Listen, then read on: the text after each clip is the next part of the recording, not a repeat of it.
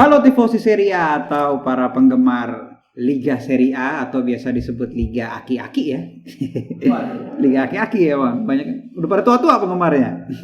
Oke, selamat datang di program unboxing.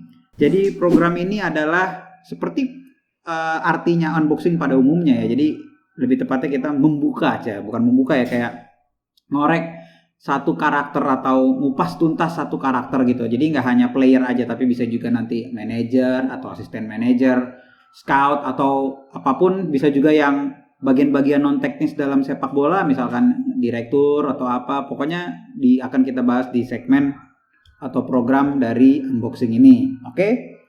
Untuk episode pertama kita perkenalan dulu aja. Jadi yang pertama ini kita akan ngebahas satu player yang mungkin sudah umum. Teman-teman tifosi juga pasti udah pada tahu ya kebanyakan. Dia adalah Paulo Bruno Ezequiel Dybala. Lahir di Cordoba 15 November tahun 1993. Dia adalah udah pasti pada tahu penyerang dari Juventus, berkeluarga negaraan Argentina dan bermain pada posisi penyerang.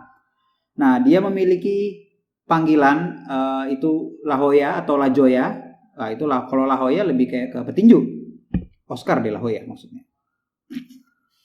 Nah, permainannya kita dianggap seperti Sergio Aguero dan juga mantan penyerang Italia, maksudnya Vincenzo Montella.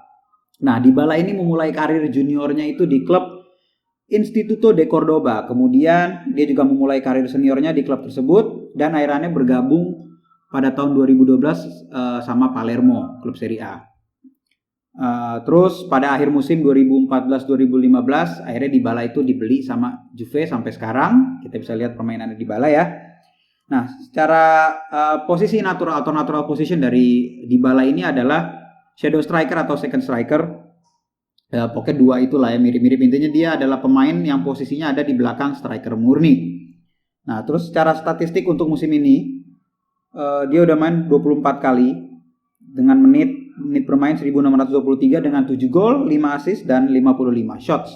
Nah, dengan skema 4-3-3 di musim ini yang diterapkan oleh Maurizio Sarri yang kadang-kadang berubah menjadi 4-4-2 diamond.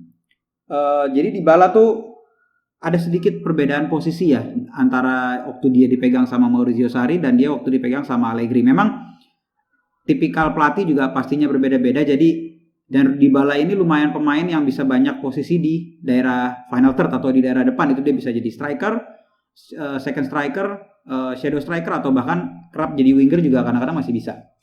Nah dengan kebanyakan yang sekarang skema dipakai Sarri itu yang kayak gue bilang dari 4-3-3 jadi 4-4-2 diamond. Nah, biasanya dia diduetin sama Ronaldo di depan dan di belakangnya disokong sama biasanya Bernardeschi atau yang lain-lainnya, misalkan bisa Bentancur atau yang lainnya.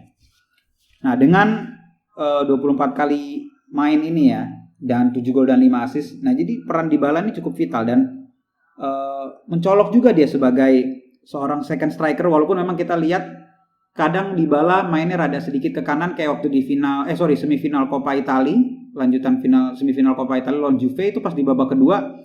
Kelihatan kan gimana pas di babak kedua Dybala main dari arah di wilayah kanan di Juve maksudnya ya. Dia sering ngasih crossing atau bola-bola direct itu kayak itu mirip Suso ya Mas Iksan umpan-umpannya.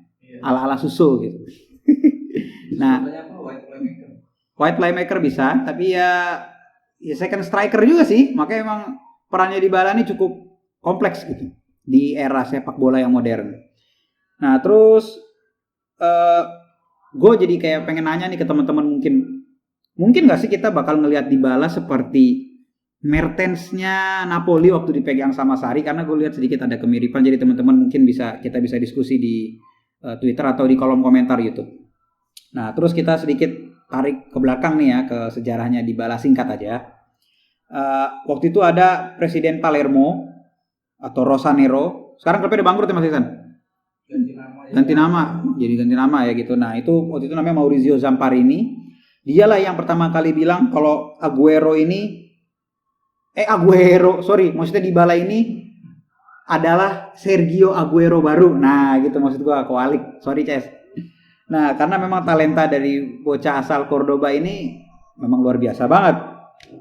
Terus dia menjalani debut di Serie A itu lawan Lazio, dan itu mungkin jadi momen yang nggak dilupain sama Dybala ya. Tapi mungkin buat para penontonnya mungkin ada satu momen lagi yang nggak akan dilupain, terutama fans-fans Palermo atau fans-fansnya Dybala. Itu ketika dia mencetak gol pertama kali sekaligus kedua dalam satu pertandingan melawan Sampdoria. Nah setelah itu kejutan nggak ada habisnya berhenti tuh dari Dybala tuh. Jadi sensasi dia di Serie A pada musim itu, musim selanjutnya sampai akhirnya di musim 2014-2015 di paruh pertama itu dia mencetak 10 gol. Terus semakin kelihatan juga chemistry-nya dia waktu itu, tandemnya itu si Franco Vazquez di depan. Itu juga semakin enak dilihat gitu loh permainannya Palermo.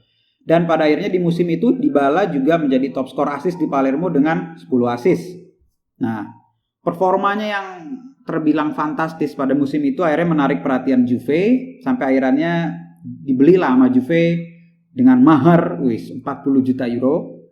Nah, di Juve itu Dybala langsung pakai nomor 21 dan di bawah kepemimpinan Allegri ini, nah dia mulai sering beberapa kali rotasi posisi ya, kurang lebih kayak gitu. Mulai dari striker murni, penyerang tengah, sampai ke posisi winger juga pernah dicoba. Nah, kalau lihat performnya waktu dia masih di Palermo di musim terakhir tuh, dia main di posisi striker murni itu dia berhasil mencetak 13 gol dan 10 assist itu ya di musim 2014-2015. Nah, tapi itu belum menjadi musim terbaiknya. Musim terbaiknya itu sempat dipegang sama Allegri. Waktu itu dia musim 2017-2018 dia mencetak 22 gol di Serie A. Nah, musim itu juga kelihatan tuh bagaimana berbahayanya Dybala dengan role second striker atau shadow striker. Jadi justru peluangnya itu lebih banyak di situ. Dia lebih banyak bisa ngebuka ruang juga buat teman-temannya. Dan dibanding perannya dia waktu jadi striker murni yang memang kurang begitu greget lah. Itu juga didukung sama komentarnya Alessandro Del Piero. Waktu itu gue sempat baca. Del Piero itu sempat bilang katanya memang posisi aslinya Dybala menurut dia itu adalah di belakang striker murni. Nah, Maurizio Sarri juga pastinya menyadari hal tersebut dong, jelas. Nah, tapi dengan ada kedatangannya Krisno alias Babang Cristiano Ronaldo, nah peran Dybala ini dalam tanda kutip sedikit kabur.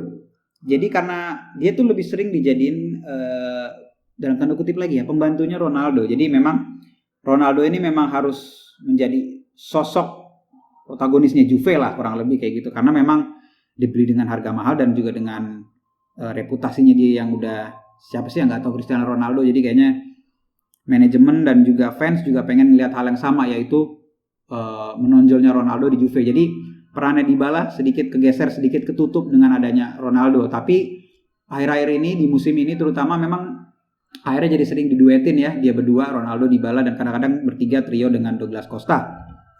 Nah, menurut teman-teman nih mungkin kita bisa diskusi lagi di kolom komentar. Menurut kalian gimana sih peran Dybala musim ini? Apakah memang dia udah mencapai limitnya atau memang benar-benar ketutup karena Ronaldo, atau justru belum mencapai prime-nya walaupun di umurnya sekarang yang udah mau masuk 27 ya, mungkin 26-27. Apakah ini adalah masa keemasannya Dybala atau dia harus pindah dari Juve supaya dia bisa mendapatkan prime-nya itu, oke?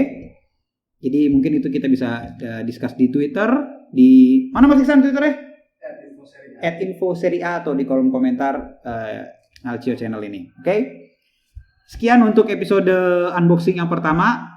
Jadi teman-teman boleh kasih kritik, saran dan masukan juga. Bisa mungkin kasih ide lagi kira-kira siapa atau apa yang mau dibahas di segmen unboxing ini. Dah, itu aja kali ya. Sip. Sampai ketemu lagi di episode berikutnya. Ciao.